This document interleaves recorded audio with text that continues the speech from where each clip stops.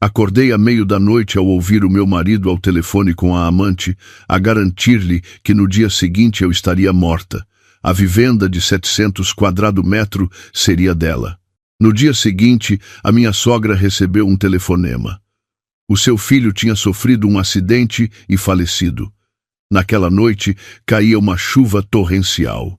As gotas pesadas de chuva batiam contra os vidros da luxuosa vivenda de 700 quadrados, criando um som frio e rítmico, como um lamento fúnebre. Eu estava deitada na cama, cara e confortável, mas sentia um arrepio na espinha, os olhos fixos no teto escuro. O relógio de parede marcava as 2 da manhã, mas o meu marido, Diogo, ainda não tinha voltado para o quarto.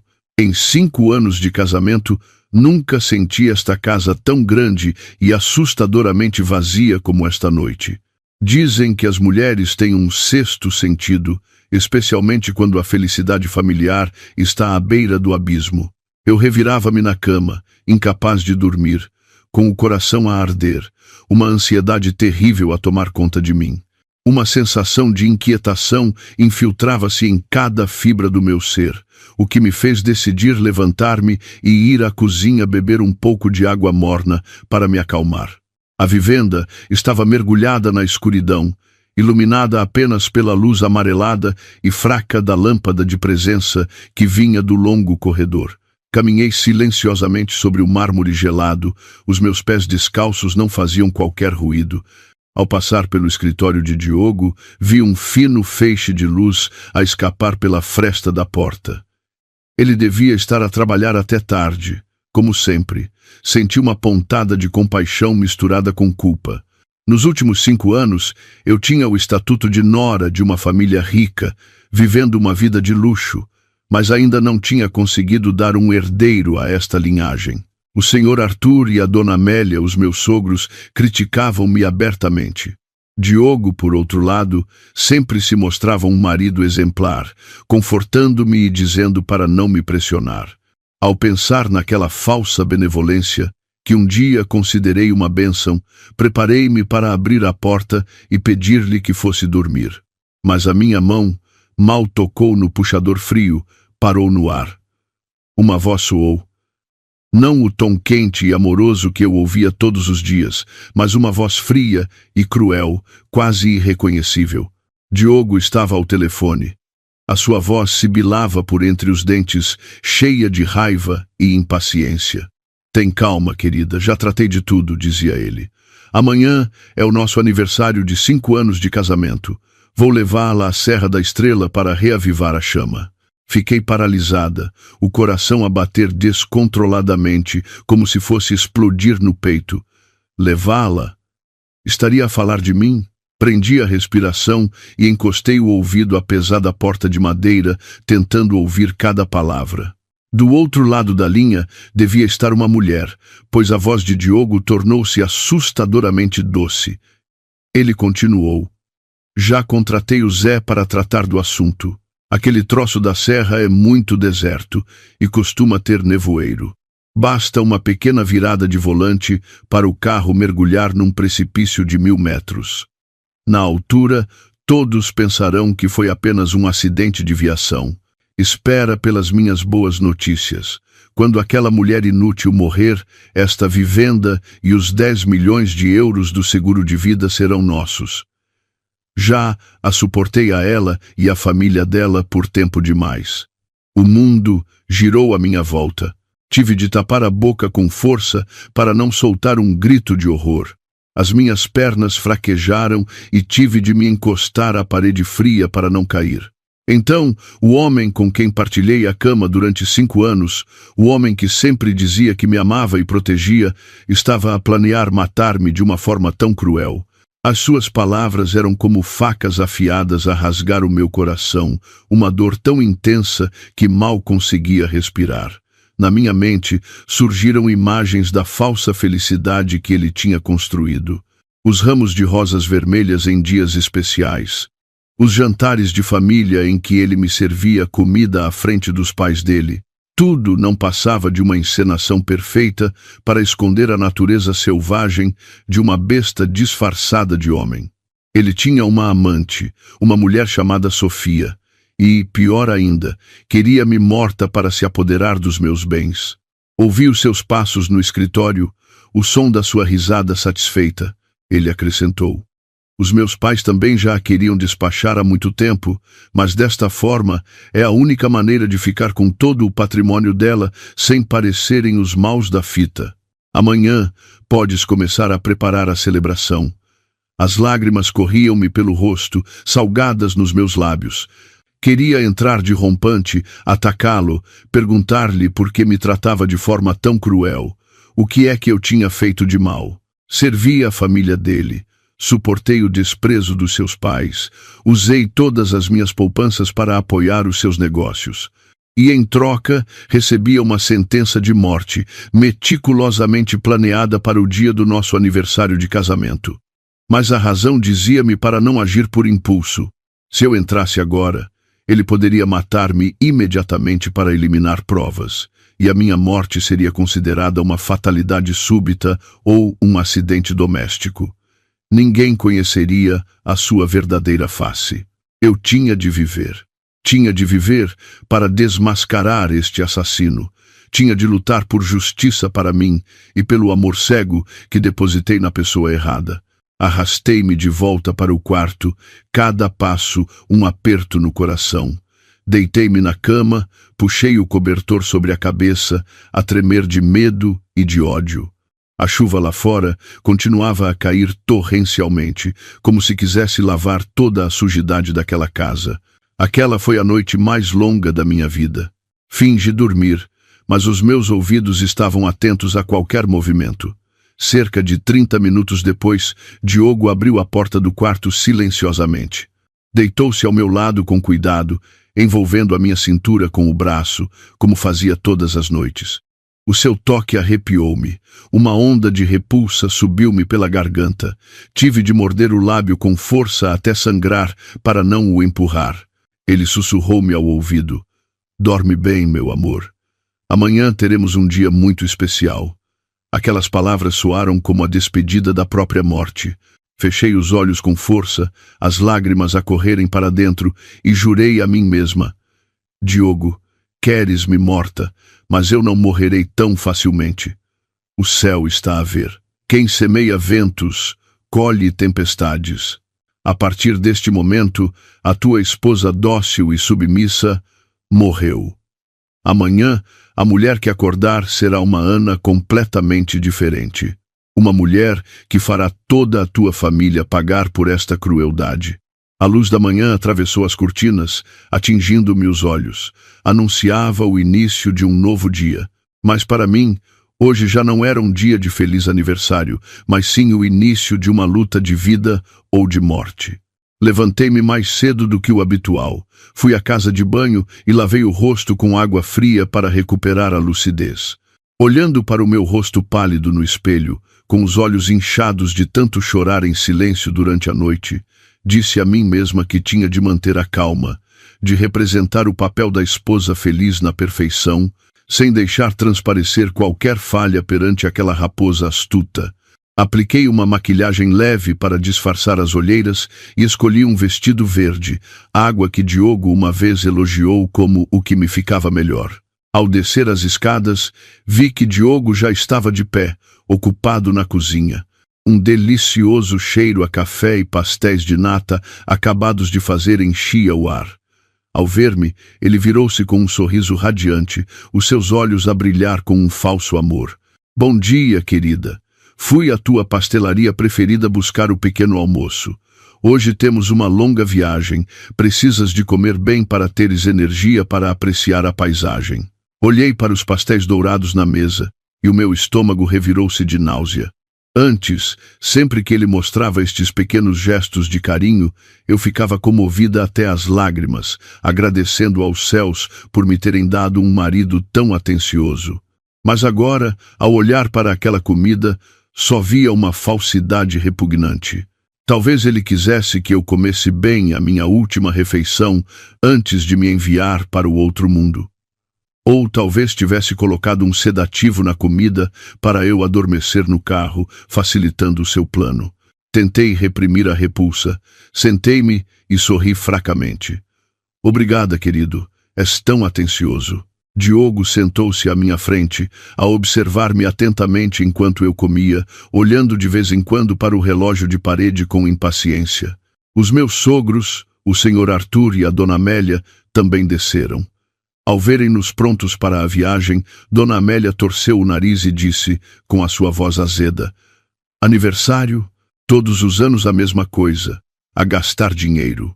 Em vez de se preocuparem em tratar da vossa infertilidade e dar um neto a esta família, só pensam em passear e divertir-se.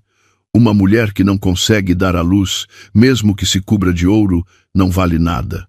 As palavras cruéis de dona Amélia eram como sal nas minhas feridas.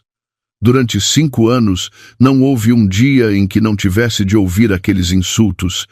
Tomei centenas de chás de ervas amargos, rezei em todas as igrejas e santuários, suportei inúmeras dores físicas e emocionais na esperança de ter um filho, mas o resultado era sempre um 0. Toda a família do meu marido me culpava, viam-me como um espinho, a causa do fim da sua linhagem. Diogo interveio rapidamente. Mãe, não digas isso, vais magoar a Ana. Hoje é o nosso dia especial. Por favor, deixa-nos em paz. Quem sabe, talvez depois desta viagem, com a mente relaxada, não tenhamos boas notícias? O senhor Arthur bufou. Sentou-se no sofá a ler o jornal, sem sequer me olhar. Vão para onde quiserem. Mas tenham cuidado com o carro novo, custou uma fortuna. Conduzam com cuidado, não o arranhem. Engoli cada pedaço de pastel como se estivesse a engolir brasas. A frieza desta família, a crueldade do homem sentado à minha frente, fizeram-me perceber quão tola eu tinha sido ao tentar agarrar-me ao que chamava de felicidade familiar aqui. Discretamente, liguei a gravação de áudio no meu telemóvel, escondido na minha mala. Precisava de provas.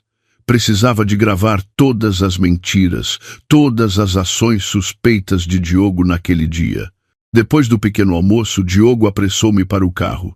Ele parecia muito ansioso, verificando constantemente o telemóvel. Notei que a sua mão tremia ligeiramente ao pegar nas chaves do carro. Estaria ele com medo ou ansioso pelo momento em que o seu crime se concretizaria? Saí para o pátio, onde o luxuoso Mercedes preto e brilhante nos esperava. Metade do valor do carro tinha sido um presente de casamento dos meus pais, mas os documentos estavam em nome de Diogo. Ele abriu-me a porta do carro, um gesto galante como o de um verdadeiro cavalheiro. Hesitei por um momento antes de entrar, sentindo que estava a entrar num caixão sobre rodas. Antes de o carro arrancar, olhei uma última vez para a vivenda. Este lugar fora o meu sonho, o lar que eu construíra. Mas agora era o túmulo que enterrava a minha juventude e a minha fé. Jurei a mim mesma que, se sobrevivesse a este dia, expulsaria todas aquelas pessoas cruéis dali. Aquela casa, aquele terreno, eram em parte fruto do meu suor e das minhas lágrimas. Não permitiria que eles nos roubassem. Diogo ligou o motor e o carro deslizou suavemente para fora do portão. Ele pôs a tocar uma canção romântica que tínhamos ouvido no dia do nosso casamento. A melodia suave encheu o espaço apertado do carro, tornando a atmosfera ainda mais sufocante. Sentei-me em silêncio, a olhar em frente, as mãos a apertar o cinto de segurança, preparando-me para a viagem fatídica. Na minha mala, o telemóvel continuava a gravar silenciosamente cada respiração, cada som, pronto para ser a testemunha do crime que estava prestes a acontecer. O carro acelerava na autoestrada, deixando para trás a cidade ruidosa.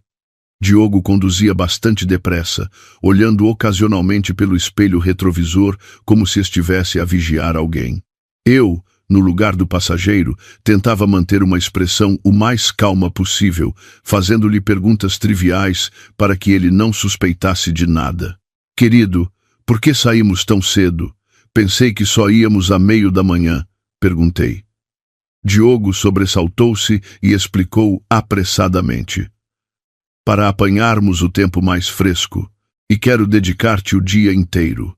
Assim, quando lá chegarmos, ainda podemos almoçar e apreciar a vista da serra. A sua voz ainda era doce, mas eu conseguia detectar um tremor nela. Gotas de suor brotavam na sua testa, apesar de o ar-condicionado estar no máximo. Com o que estaria ele preocupado? Teria medo que o plano falhasse ou remorsos de consciência? Não. Uma pessoa como ele não tinha consciência. Ele apenas temia ser descoberto. O carro começou a entrar na estrada da serra com as suas curvas apertadas, um lado com uma falésia íngreme e o outro com um abismo profundo. O nevoeiro começou a ficar mais denso, obscurecendo a visão. Este era o cenário ideal para o acidente que ele mencionara ao telefone na noite anterior. O meu coração começou a bater mais depressa. Um arrepio percorreu-me a espinha. Eu sabia que o momento decisivo estava a aproximar-se. De repente, o telemóvel de Diogo tocou.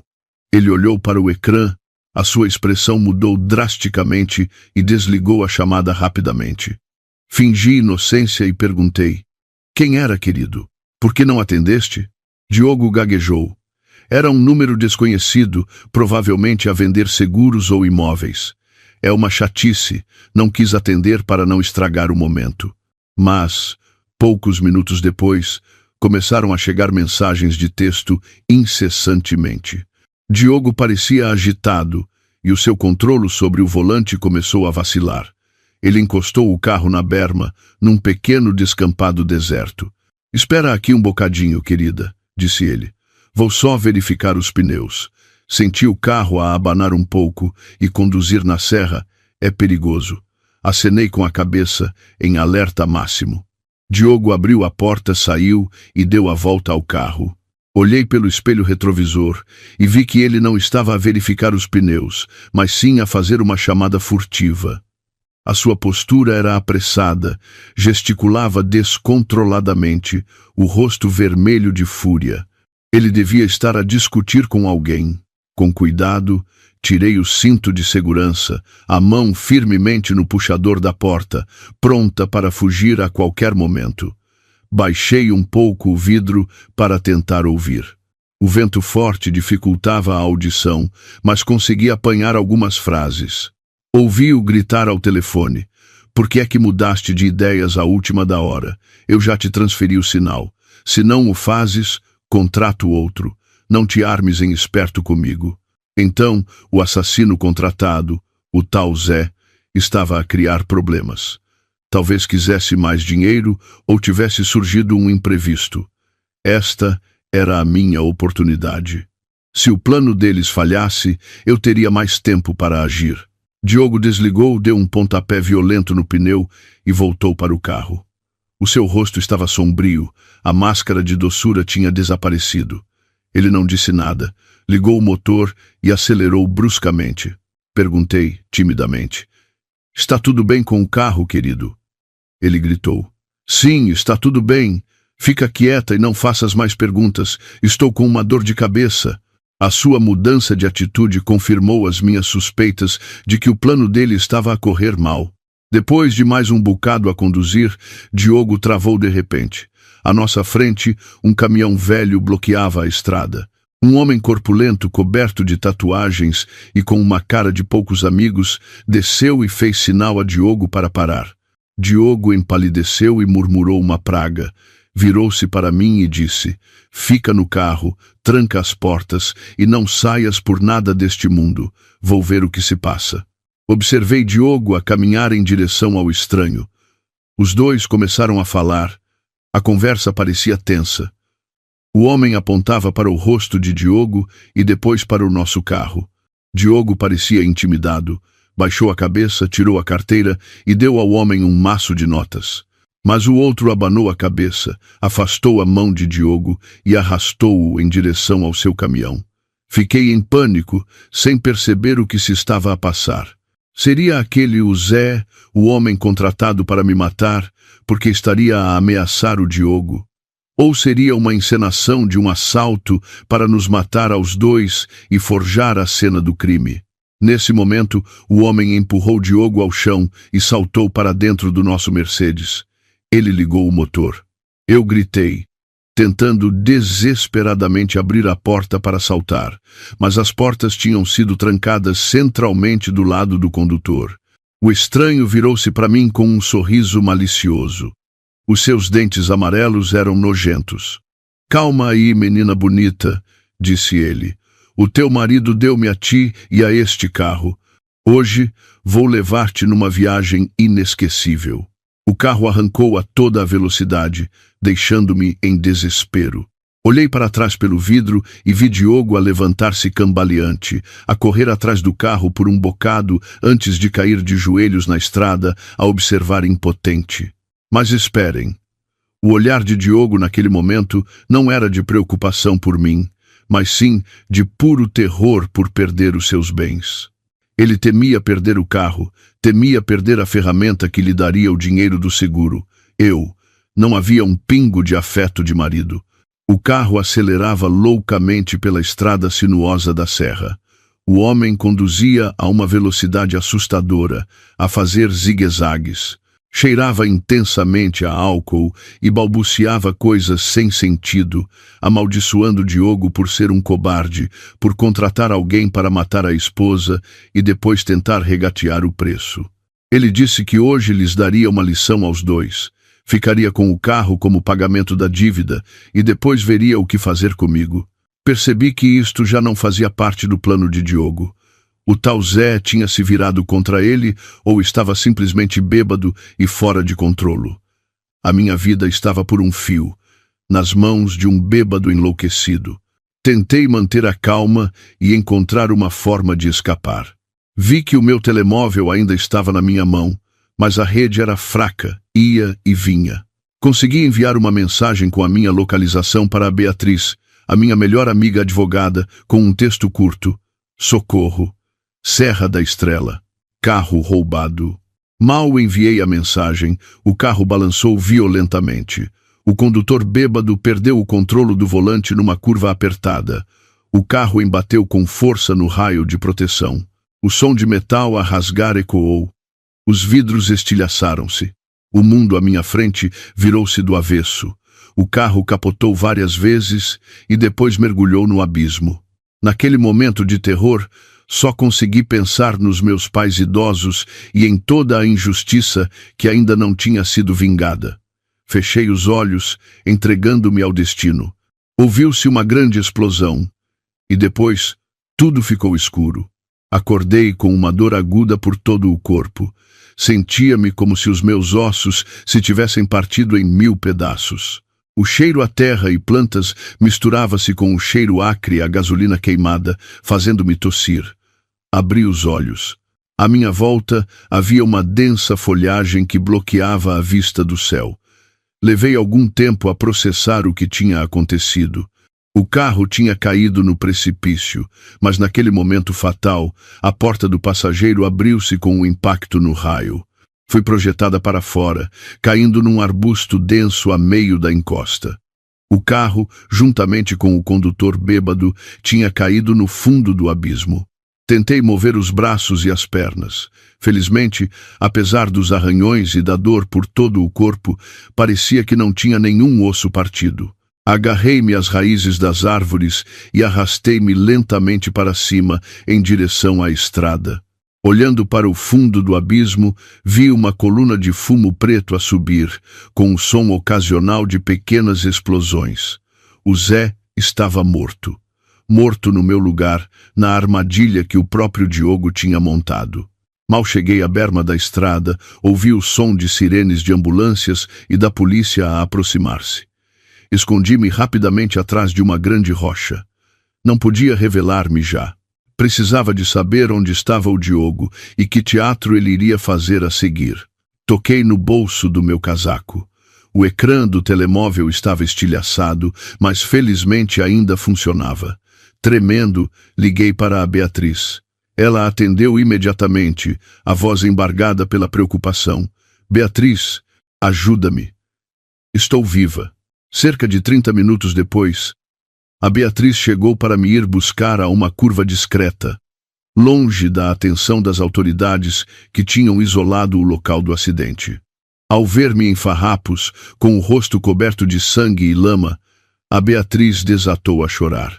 Levou-me a uma clínica privada de um conhecido para tratar dos ferimentos, insistindo para que eu mantivesse em segredo absoluto o facto de estar viva. O espetáculo estava prestes a começar. Entretanto, na luxuosa vivenda, a dona Amélia preparava um almoço farto. Cantarolava enquanto punha à mesa, o coração a rejubilar secretamente com o pensamento de que, àquela hora, a sua odiada nora já teria desaparecido da vida do seu filho. De repente, o telefone fixo tocou estridentemente. Dona Amélia limpou as mãos ao avental e atendeu. Do outro lado da linha, uma voz séria da polícia. Estou? Falo da residência do senhor Diogo Mendes, proprietário do veículo com a matrícula XXYYZZ. Lamentamos informar que este veículo acabou de sofrer um acidente, tendo caído num precipício na Serra da Estrela. O condutor faleceu no local. O corpo ficou carbonizado e irreconhecível, pelo que precisamos que um familiar venha fazer a identificação. Ao ouvir isto, as pernas de Dona Amélia cederam. O telefone caiu-lhe da mão e estilhaçou-se no chão. Ela gaguejou, incapaz de falar, e desmaiou no sofá. O senhor Arthur, que estava a beber chá na sala, ouviu o barulho e correu para dentro. Ao ver a esposa inconsciente, entrou em pânico e chamou os empregados. Quando Dona Amélia recuperou a consciência, começou a chorar histericamente, a chamar pelo filho. Oh, meu Diogo, por que me deixaste assim? Meu filho! A casa transformou-se num caos. O senhor Arthur, apesar de tentar manter a calma, estava pálido como a morte. A notícia foi como um raio que os atingiu em cheio. Eles estavam convencidos de que o condutor era o Diogo. O carro era dele, e ele tinha dito que ia para a Serra da Estrela. Mal sabiam eles que uma troca fatídica tinha ocorrido. A Beatriz deixou-me ao portão da vivenda, exatamente quando o senhor Arthur ajudava a Dona Amélia a entrar no carro para ir para o hospital. Ao verem-me sair do carro, com as roupas rasgadas e ligaduras por todo o corpo, mas viva, ficaram paralisados, como se tivessem visto um fantasma. Dona Amélia arregalou os olhos, apontou para mim e gaguejou. Tu, és real ou um fantasma? O que fazes aqui? Onde está o Diogo? Fingi chorar. Corri e ajoelhei-me aos pés de Dona Amélia. Mãe, tive tanto medo. Fomos assaltados. O ladrão empurrou o Diogo para fora do carro e raptou-me. Felizmente, consegui saltar antes de o carro cair no abismo. O Diogo deve estar ainda na serra. Ao ouvir-me, Dona Amélia pareceu renascer. Apressou o motorista a arrancar. Eu entrei no carro com eles, com um sorriso frio e secreto. O espetáculo estava apenas a começar. O carro da família acelerou em direção ao hospital distrital. Durante todo o caminho, a Dona Amélia chorava e rezava para que o seu filho estivesse são e salvo. Não me perguntou uma única vez como eu estava ou se me tinha magoado. Aos seus olhos, a minha vida não valia um dedo do pé do Diogo. Encostei-me a um canto do carro, observando em silêncio a ansiedade, a falsidade e o egoísmo da família do meu marido. No hospital, uma atmosfera fúnebre pairava sobre a morgue. O cheiro forte a formol era arrepiante. Um agente da polícia de trânsito veio ao nosso encontro. Apresentou as suas condolências e levou-nos para a identificação do corpo. Numa maca fria, coberto por um lençol branco, estava um corpo carbonizado, encolhido e irreconhecível. Ao lado, alguns objetos que não tinham ardido completamente. Uma carteira de pele de crocodilo e um relógio Rolex de ouro com diamantes. Mal Dona Amélia viu o relógio, soltou um grito lancinante e atirou-se para cima do cadáver. Este é o relógio do meu Diogo, é o meu filho. Meu Deus, meu filho, por que morreste de uma forma tão horrível? Ela chorou até desfalecer, precisando da ajuda de 2 enfermeiras para se manter de pé. O senhor Arthur, ao seu lado, também tinha os olhos rasos de lágrimas, a mão a tremer enquanto tocava na carteira queimada. Eu estava atrás deles, sentindo uma satisfação indescritível. A carteira e o relógio eram, de facto, do Diogo, mas ele devia ter sido assaltado pelo Zé antes de ser empurrado do carro. E agora, esses mesmos objetos de valor estavam a fazer com que os seus pais identificassem erradamente o corpo do seu inimigo como sendo o do seu próprio filho. No auge daquela cena trágica, a porta da morgue abriu-se de repente e um homem entrou. Tinha as roupas desalinhadas, o rosto sujo de terra e andava a cambalear. Era o Diogo. O silêncio na sala foi total. Dona Amélia, que chorava histericamente, calou-se de repente e olhou fixamente para o recém-chegado. O senhor Arthur esfregou os olhos repetidamente, como se não acreditasse no que via. E Diogo, ao ver-me ali de pé, ilesa, a olhá-lo com um olhar gelado, recuou assustado, o rosto pálido como cera, gaguejando: "Ana, tu não morreste?" Dona Amélia foi a primeira a reagir. Correu para Diogo, a apalpá-lo por todo o lado, e depois desatou a chorar novamente. Desta vez, de alegria. "Meu filho, estás vivo. Então, quem é aquele corpo? Pensei que te tinha perdido." Diogo ainda não tinha recuperado do choque. Os seus olhos estavam fixos em mim, cheios de medo e desconfiança. Ele não compreendia como eu podia estar ali, de pé, depois de o carro ter caído no abismo e se ter desfeito em pedaços. Aproximei-me, peguei na mão dele, a minha voz embargada, mas apertei-a com força, causando-lhe dor. "Querido, graças a Deus que estás bem. Pensei que os ladrões te tinham matado. Tive a sorte de conseguir saltar do carro antes de ele cair. Deus teve pena de nós, não foi?" Diogo acenou com a cabeça, hesitante, o suor a escorrer-lhe pela testa. Ele sabia que o seu plano para me matar tinha falhado miseravelmente e que ainda por cima tinha perdido um carro caro. O agente da polícia interveio. "Então, quem é o falecido? Por que é que ele tinha a carteira e o relógio do senhor Diogo?" Diogo gaguejou, os olhos a vaguear, à procura de uma mentira. "Ah, senhor agente, era o ladrão. Ele bloqueou a estrada, atacou-me até eu perder os sentidos, roubou o carro e todos os meus pertences. Devia estar bêbado e acabou por cair no precipício. Eu, ao seu lado, sorri para comigo. Que língua afiada ele tinha! Mas ele não sabia que, neste drama, ele já não era o realizador. Depois de preenchermos os relatórios preliminares, a nossa família foi convidada a ir à esquadra da Polícia Judiciária para prestar declarações mais detalhadas. Diogo sentou-se em frente ao inspetor, a tremer incontrolavelmente. Tentou parecer a vítima de um assalto violento, mas as gotas de suor na sua testa e o olhar esquivo denunciavam a sua ansiedade. O inspetor fez perguntas detalhadas sobre a aparência do ladrão e o desenrolar dos acontecimentos. Diogo alegou que tinha sido atacado de surpresa e não se lembrava bem do rosto, apenas que era um homem alto e forte. Inventou até que o ladrão tinha um cúmplice numa mota. Eu, sentada ao lado, acrescentava ocasionalmente alguns detalhes, fingindo ajudar, mas na verdade estava a encurralá-lo. "Senhor inspetor", disse eu. "Lembro-me que, quando o homem parou o carro, o Diogo deu-lhe um maço de notas. Acho que eles falaram durante bastante tempo. Até me pareceu que o meu marido lhe deu a carteira de livre vontade. Por que dizes que foi um assalto, querido?"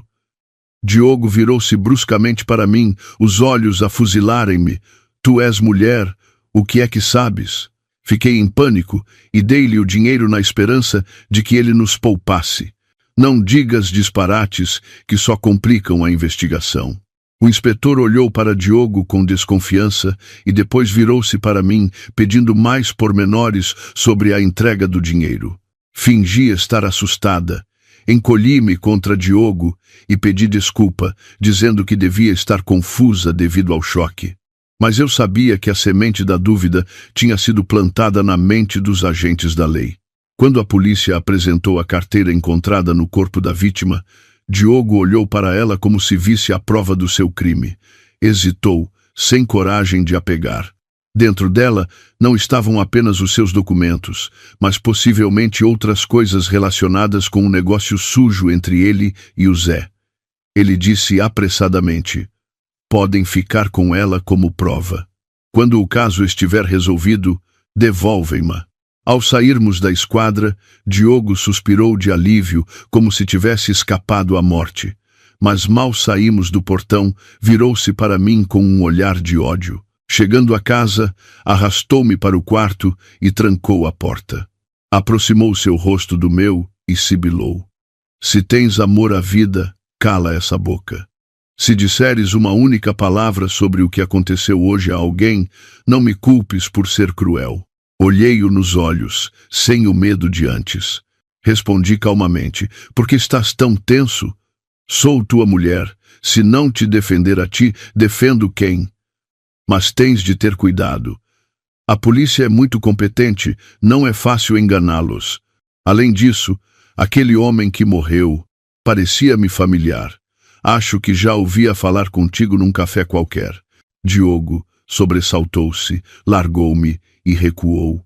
Gaguejou: Tu estás a confundir as coisas. Eu sou um homem de negócio sério, não conheço gente dessa. Ele estava nervoso, com medo de que eu soubesse de algo. A dúvida e o medo começaram a consumir a sua mente. Ele não se atrevia a fazer-me mal agora, porque eu era a única testemunha viva e a pessoa que conhecia detalhes que o poderiam desmascarar a qualquer momento. Ao chegarmos à casa, uma atmosfera sombria pairava sobre a vivenda. Embora Diogo tivesse voltado em segurança, o luxuoso carro de centenas de milhares de euros tinha desaparecido, e o escândalo na esquadra da polícia deixara o senhor Arthur e a dona Amélia inquietos. Mal tínhamos trocado de roupa. Fomos chamados à sala para uma reunião de família urgente. Dona Amélia sentou-se na sua poltrona de veludo a rezar com um terço na mão, mas da sua boca saíam palavras venenosas. Este ano tem sido de um azar tremendo para o Diogo. Perder dinheiro já é mau, mas quase perdeu a vida. E a culpa é toda daquela mulher, que só traz desgraça. Desde que ela pôs os pés nesta casa, os negócios pioraram e netos nem vê-los. Agora causou este escândalo. O senhor Arthur concordou com a esposa, batendo com o cachimbo na mesa para dar ênfase. É verdade. A tua mãe tem razão. O carro foi-se e a polícia ainda está a investigar. Se isto nos trouxer problemas, será uma vergonha para toda a família. Pensei no seguinte: para afastar o azar e proteger o patrimônio da família, a Ana tem de assinar um documento a renunciar a todos os bens. Esta vivenda e os terrenos nos arredores devem passar para o nosso nome. Quando as coisas acalmarem, logo se vê. Eu ouvia-os, sentindo um frio na alma e o sangue a ferver, mas contive-me. Então, aos olhos deles, eu era apenas um bode expiatório para o seu azar e um espinho a ser removido para que pudessem apoderar-se dos bens. Eles temiam que algo acontecesse ao Diogo ou que eu pedisse o divórcio e a partilha de bens. Por isso, queriam retirar-me todos os direitos imediatamente. Diogo, ao meu lado, permaneceu em silêncio, sem me defender. Ele olhava para o chão, provavelmente a pensar o mesmo, ou talvez até desejasse que os pais me pressionassem a assinar para não ter de ser ele a tratar do assunto mais tarde. Dona Amélia empurrou um papel já preparado na minha direção, juntamente com uma caneta. Assina, filha. Assina para a mãe ficar descansada. Fui a uma vidente, e ela disse que temos de fazer isto para salvar a vida do Diogo. Se amas o teu marido, não hesites. Peguei no papel e li-o na diagonal. O conteúdo era claro. Eu, Ana, renuncio voluntariamente a todos os bens comuns e próprios adquiridos durante o casamento, concedendo plenos poderes de administração ao senhor Arthur e à dona Amélia. A ganância deles não tinha limites. Levantei o olhar para os três rostos ansiosos e calmamente pousei o papel na mesa. Com uma voz suave mas firme disse: sei que estão preocupados com o Diogo, mas o patrimônio é um assunto sério, regulado por lei. Além disso, eu e o Diogo ainda somos casados legalmente, porque haveríamos de transferir os bens e complicar as coisas. Será que tem medo que eu vos roube a casa? Dona Amélia bateu na mesa e gritou: Não sejas insolente. Esta casa foi comprada com o dinheiro do Diogo. Com que é que tu contribuíste para teres direitos? Não te bastou viver à nossa custa estes anos todos? Agora assina. Se não assinares, desaparece desta casa imediatamente. A tensão na sala era palpável. O grito de Dona Amélia ecoou pela casa. Diogo continuava imóvel como uma estátua a observar a minha reação. Ele pensava que, como sempre, eu iria chorar, implorar e assinar para evitar mais problemas. Mas ele estava enganado. Abri lentamente a minha mala e tirei uma pasta azul. Era algo que eu guardava cuidadosamente há muito tempo para o caso de um dia precisar. Retirei um documento com o selo de um cartório notarial e coloquei-o suavemente sobre o papel ridículo de Dona Amélia. Sorri e disse: Creio que os senhores e o Diogo se esqueceram deste papel, não? Há 2 anos, antes de o Diogo ser operado a uma apendicite, ele estava com medo dos riscos e fez este testamento. Nele está claramente escrito que, se algo lhe acontecesse, todos os seus bens, incluindo esta vivenda, as contas poupança e as ações da empresa, seriam propriedade exclusiva da sua esposa, eu, Ana. Os 3 ficaram como que atingidos por um raio, a olhar de olhos arregalados para o testamento. Dona Amélia arrancou-mo da mão, a tremer, e leu cada palavra. Não conseguia acreditar no que via. Era a assinatura do Diogo. O selo do notário era verdadeiro. Diogo empalideceu, a suar em bica. Ele lembrou-se. Na altura, queria parecer romântico para me convencer do seu amor eterno, para que eu investisse todas as minhas poupanças nos seus negócios. Pensava que era jovem e saudável, que nunca morreria, por isso escreveu o testamento para me agradar.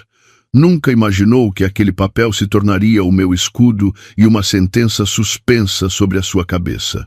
Continuei, com a voz ainda calma. O Diogo está aqui, vivo e de boa saúde. O testamento, claro, ainda não tem efeito. Mas prova uma coisa. A vontade do meu marido era deixar-me tudo a mim. Então, por que razão me estão a forçar a renunciar aos meus bens agora? Querem ir contra a vontade do vosso próprio filho? Ou estão a agourar a morte dele para poderem lutar pelo patrimônio com a vossa nora? O senhor Arthur ficou sem palavras. Dona Amélia, roxa de raiva, amarrotou o papel que tinha na mão. Diogo estava encurralado. Não se atrevia a negar o testamento, pois seria como admitir que era um mentiroso e um manipulador. Temia que, se a situação escalasse, eu revelasse tudo. Aí, não perderia apenas os bens, mas também a honra. Guardei o testamento cuidadosamente na mala. Levantei-me, olhei-os nos olhos um a um e disse: Estou cansada. Vou para o meu quarto descansar. A partir de agora, por favor, não voltem a falar no assunto do patrimônio. O que é meu, será meu. Ninguém mo pode tirar. E quanto ao que não é nosso, por mais que se tente agarrar, um dia teremos de pagar um preço alto por isso. Dito isto, virei costas e subi as escadas, deixando para trás 3 pessoas paralisadas pela humilhação e pela raiva. Subi cada degrau com firmeza, sentindo um alívio imenso. Tinha ganho a primeira batalha, mas sabia que a verdadeira tempestade ainda estava para vir. Diogo não ficaria quieto, e eu precisava de me preparar para os seus próximos golpes. Na manhã seguinte, com o pretexto de ir a Fátima rezar, fui na verdade ao escritório de advogados da Beatriz. A Beatriz era a minha melhor amiga desde a universidade. Uma mulher inteligente, perspicaz e sempre do lado da justiça. O escritório dela ficava no 10º andar de um arranha-céus com vista para o rio Tejo. O ambiente tranquilo e privado era perfeito para conversas confidenciais. Mal entrei, a Beatriz correu para me abraçar. A sua preocupação era genuína e comoveu-me. No meio de um mundo cheio de enganos e crueldade, a amizade da Beatriz era o meu único pilar. Contei-lhe tudo. desde a chamada telefônica que ouvi até a encenação de Diogo na esquadra. Ao ouvir a parte em que a família dele me tentou forçar a assinar a renúncia de bens, a Beatriz bateu com força na mesa, furiosa. Eles são uns monstros. Tentam matar a esposa e ainda querem roubar-lhe tudo. Tu foste demasiado branda, Ana. Se fosse eu, já os tinha posto a todos na rua. Mas fizeste bem. Aquele testamento foi um golpe de mestre. A Beatriz começou a delinear um plano legal. A infidelidade de Diogo era uma vantagem no divórcio, mas para o prender por tentativa de homicídio, precisávamos de provas mais concretas do que uma gravação de áudio pouco clara.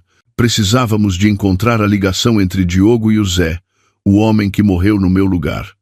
Se provássemos que Diogo contratou o Zé para me matar, ele enfrentaria uma pena de prisão perpétua.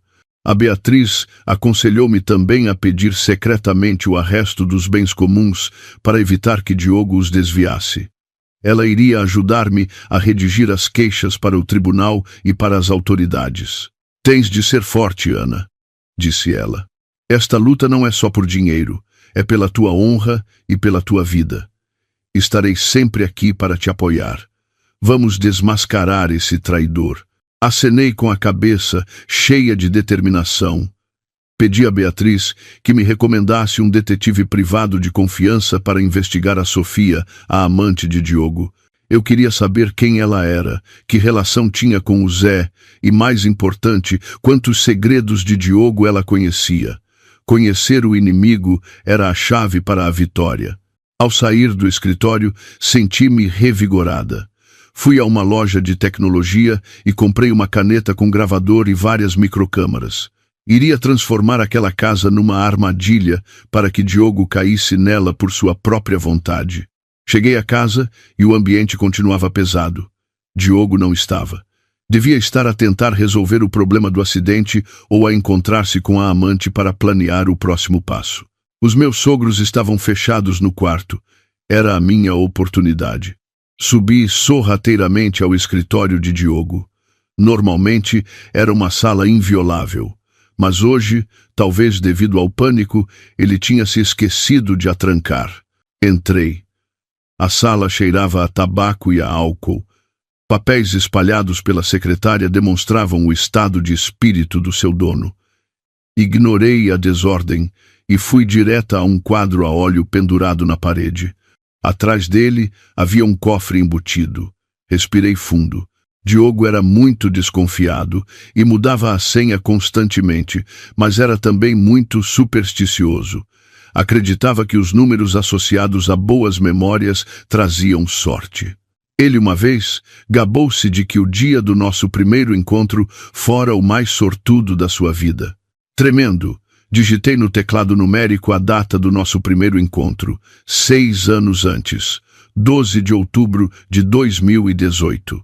Um bip soou, a luz passou de vermelha a verde e a porta do cofre abriu-se lentamente. Quase gritei de alegria. Então, ele ainda considerava aquele um dia de sorte. Ironicamente, hoje, esse mesmo dia, abriria as portas do inferno para ele. Dentro do cofre havia maços de notas, moeda estrangeira, barras de ouro e títulos de propriedade. Mas o que me chamou a atenção foi um caderno de capa de cabedal preta e uma pequena pen USB num canto. Folheei o caderno. Eram registros de despesas ilícitas da empresa, subornos a funcionários públicos, luvas para projetos. Peguei na pen USB e liguei-a ao portátil de Diogo. Apareceram pastas com ficheiros de contabilidade secreta, contratos fantasma e uma lista de funcionários que ele tinha subornado. Uma pasta chamada Fundo Negro continha informações sobre contas bancárias no estrangeiro em nome de terceiros que ele usava para desviar fundos e fugir aos impostos. Era isto. A prova irrefutável para mandar Diogo para a prisão, não só por tentativa de homicídio, mas também por corrupção e fraude fiscal. Com isto, ele perderia tudo. Copiei rapidamente todos os dados da pen para o meu telemóvel e para a nuvem. Fotografei cada página do caderno preto. Depois, coloquei tudo de volta no lugar. Fechei o cofre, endireitei o quadro e limpei todas as minhas impressões digitais. Mal saí do escritório. Ouvi o carro de Diogo a parar em frente ao portão.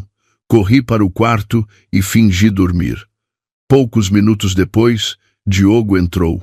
Olhou para mim por um longo momento, suspirou e foi para a casa de banho. O som da água a correr abafou a minha respiração ofegante. Ali deitada, a segurar o telemóvel cheio de provas dos crimes do meu marido, pensei: o teu fim está próximo, Diogo.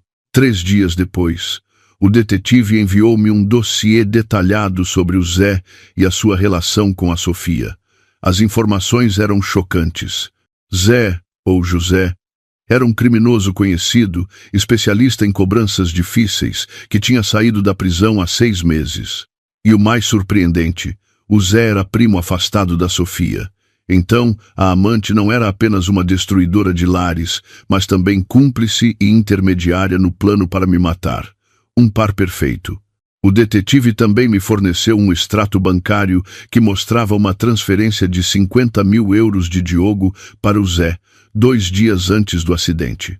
A descrição dizia compra de material de construção, mas um desempregado como o Zé não teria uma empresa de construção.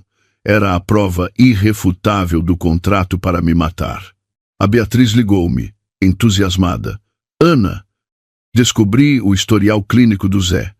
Ele tinha epilepsia e um grave problema de alcoolismo.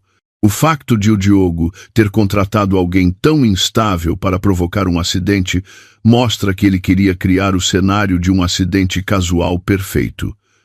Mas o tiro saiu-lhe pela culatra. Pedi a Beatriz para guardar estas provas. Queria ver como Diogo e Sofia lidariam um com o outro agora que a morte de Zé se tornara um problema. Naquela noite vi Diogo a falar ao telefone na varanda. Escondi-me e liguei o gravador. A voz dele era ríspida. Já te disse que não sei de nada. A culpa foi dele. Não me metas nisto. O dinheiro que transferi era o combinado. Se ele morreu, foi o destino dele. Se continuas a chatear-me, corto-te o apoio. Do outro lado, a Sofia devia estar a chorar ou a ameaçá-lo, porque Diogo ficou ainda mais nervoso. Finalmente disse friamente: está bem. Encontramo-nos amanhã à tarde, no café do costume. Levo mais algum dinheiro para o funeral, mas vem sozinha e não tentes nenhuma gracinha. Desliguei o gravador com um sorriso. O peixe tinha mordido o isco. Enviei uma mensagem a Beatriz. Amanhã teríamos teatro. O café ficava numa ruela sossegada, perfeita para encontros secretos. Eu e a Beatriz chegamos 30 minutos antes e escolhemos uma mesa num canto, escondida por plantas, mas com uma boa visão da mesa habitual de Diogo. Já tínhamos instalado uma câmara e um microfone debaixo da mesa dele. Às 3 da tarde, Diogo apareceu, disfarçado com óculos de sol e um chapéu. Sentou-se e pediu um café. 10 minutos depois, a Sofia entrou.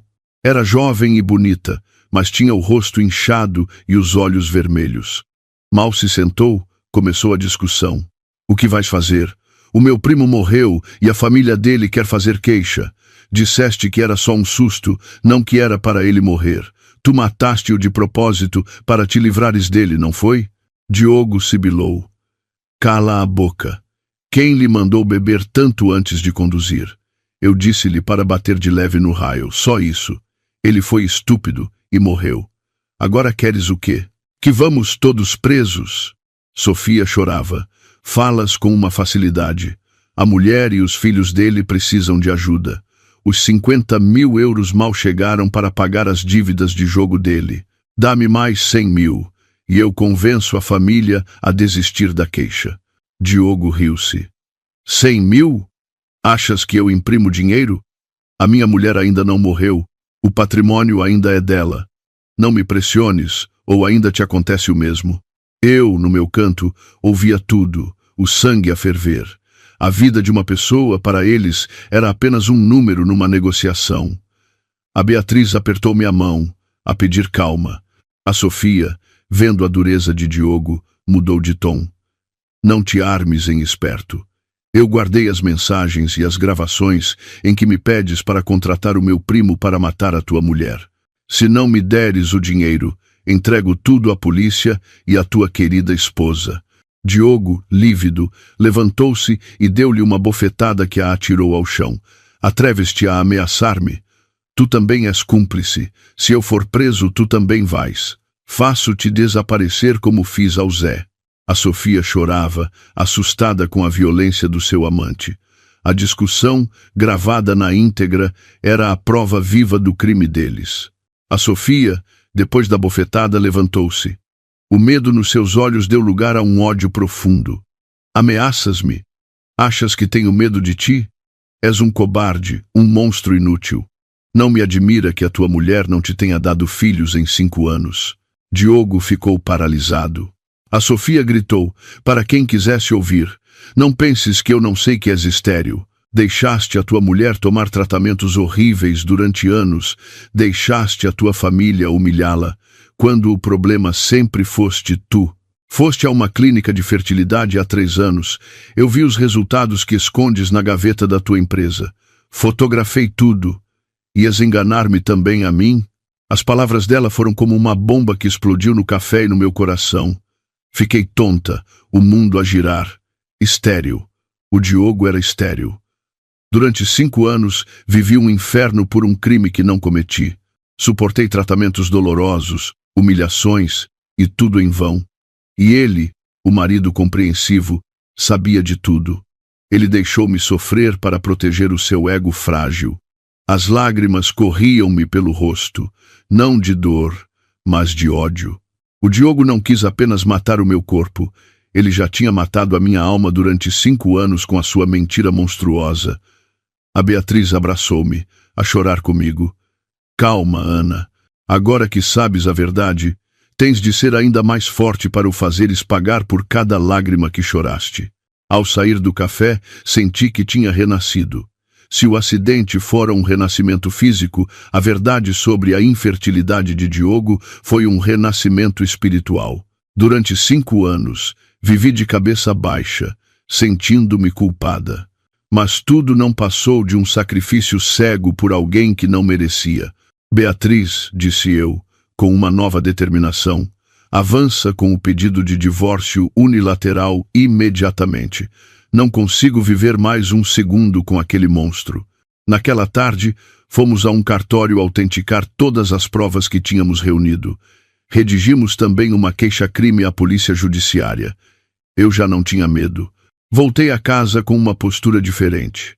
A dona Amélia e o senhor Arthur estavam na sala a ver televisão. Lançaram-me um olhar de desprezo, mas eu ignorei-os e subi diretamente para o meu quarto.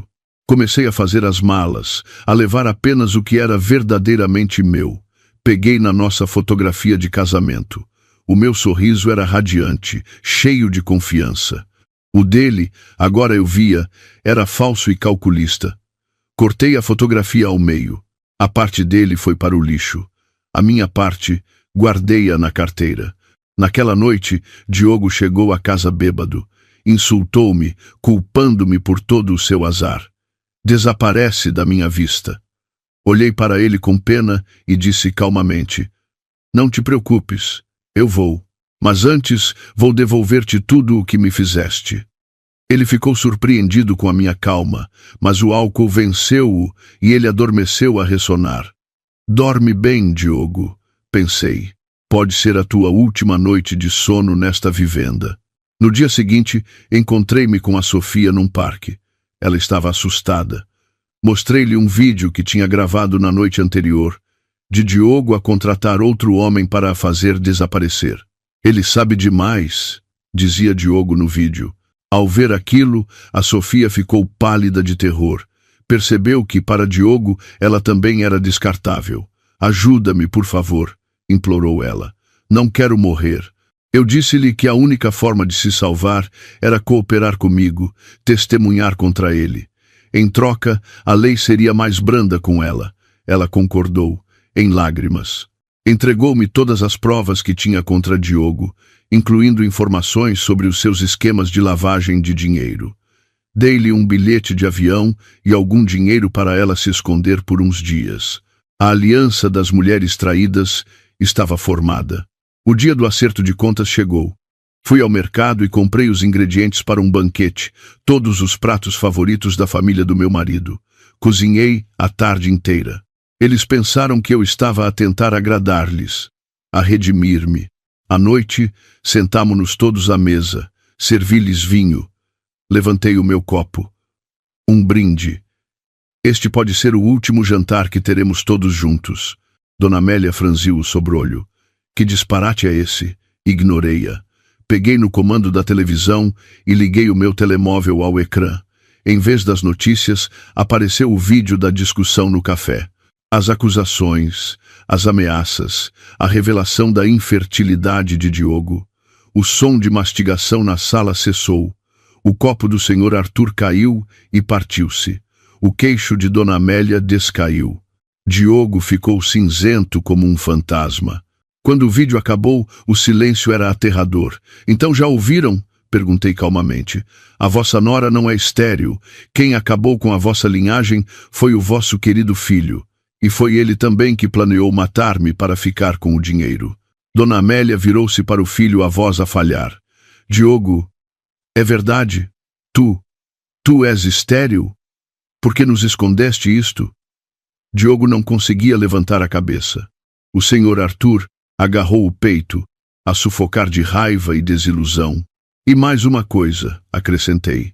Entreguei todas as provas dos crimes do vosso filho à polícia.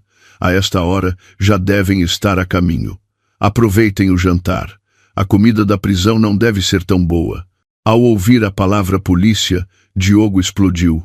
Atirou a mesa ao chão, partindo tudo. Agarrou numa faca de fruta e avançou na minha direção, os olhos injectados de sangue. Tu denunciaste-me. Eu mato-te e depois mato-me a mim. Recuei, protegendo-me com uma cadeira. Os pais dele tentaram detê-lo em pânico, mas ele estava cego de fúria. A faca estava a centímetros do meu peito quando as sirenes da polícia soaram à porta da vivenda. Largue a arma e renda-se.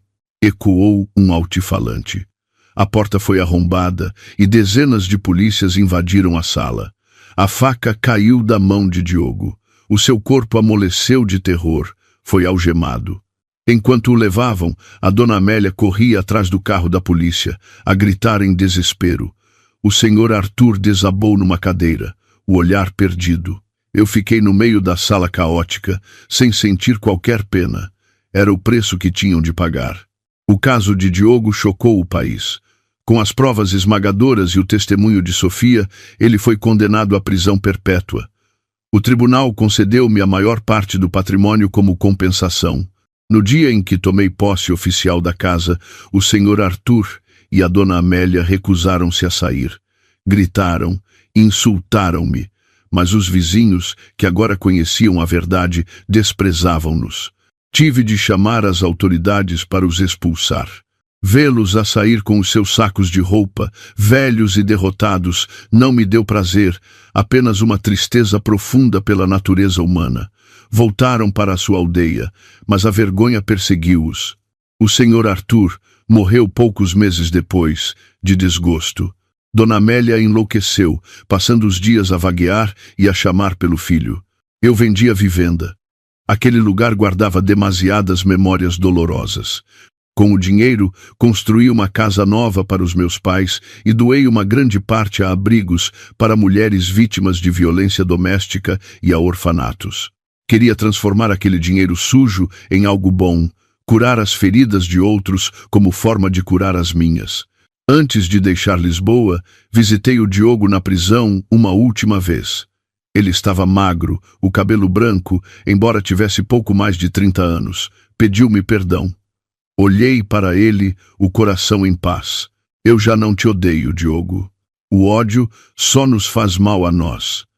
Mas nunca te perdoarei. Usa o resto da tua vida para te arrependeres. Virei costas e saí. À saída da prisão, respirei fundo o ar da liberdade. O sol brilhava. O pesadelo tinha finalmente terminado. Um ano depois, Em Tavira, no Algarve, o sol dourado e a brisa do mar recebiam-me todos os dias. Abri uma pequena florista numa rua tranquila, a poucos passos da praia. Chamei-lhe Paz. Era tudo o que eu desejava. A minha vida era simples. Acordava cedo, ia ao mercado das flores, passava o dia a criar arranjos bonitos. As tardes eram para passear na praia. A vida já não era de luxo, mas o meu coração nunca esteve tão sereno e livre. Os meus pais visitavam-me e ficavam felizes por me verem sorrir. Antigamente, vivias numa mansão e andavas de carro de luxo, mas tinhas sempre uma cara triste. Agora, vives numa casa alugada e andas de bicicleta, mas pareces uma flor a desabrochar, disse-me o meu pai um dia. A felicidade está mesmo dentro de nós. Uma tarde, um homem entrou na loja para comprar um grande ramo de girassóis para o aniversário de casamento da sua esposa. Ela adora girassóis, disse ele, os olhos a brilhar, porque eles estão sempre virados para o sol, como um símbolo de esperança. Olhar para a felicidade dele não me causou inveja, mas sim fé. Fé de que o amor verdadeiro existe. Entreguei-lhe o ramo e desejei-lhe felicidades. Fiquei a olhar para os girassóis na minha loja, de pé, orgulhosos, virados para a luz. Vi-me neles. Eu também tinha sido arrastada pela tempestade, mas nunca desisti. Continuei de pé, sempre em direção ao sol, em busca de vida e alegria. A lei do karma existe. Quem faz o mal, recebe o mal. Quem vive com bondade, encontrará a paz. Eu atravessei a tempestade para aprender a valorizar os dias de sol. O futuro é incerto, mas isso já não importa. O que importa é que aprendi a amar-me e a viver o presente. Lá fora, as ondas do mar cantavam a sua canção eterna. O sol da tarde pintava tudo de dourado. Fechei os olhos, a respirar o perfume das flores. No meu coração só havia uma palavra: paz. A felicidade não está longe, está dentro da nossa própria alma serena. Fechei a loja, peguei na minha bicicleta e pedalei em direção à casa. Já não me sentia sozinha, porque sabia que amanhã o sol nasceria de novo e as flores no jardim da minha alma voltariam a florescer radiantes e perfumadas.